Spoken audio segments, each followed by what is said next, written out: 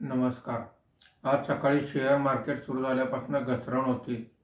दिवसभर मार्केटच्या कामकाजामध्ये चढउतार होत होते. आज मार्केट बंद होताना सेन्सेक्स हा 21 पॉईंटने घसरून 84,675 वर बंद झालेला आहे.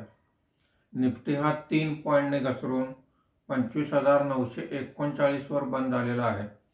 आजच्या कामकाजामध्ये BSE metal index 1.95%, BSE auto index 1.03% वर आहे. BSE बँक इंडेक्स 0.59% वर आहे. BSE mid cap index 0.05%, BSE small cap index 0.20% खाली आहेत. आजच्या कामकाजामध्ये निफ्टीमध्ये वाढलेले मुख्य शेअर्स पुढीलप्रमाणे: Shriram finance 2.50%, Hindalco 2.21%, Bajaj auto 2.15%, Tata steel 2.03% अशी वाढ आहे.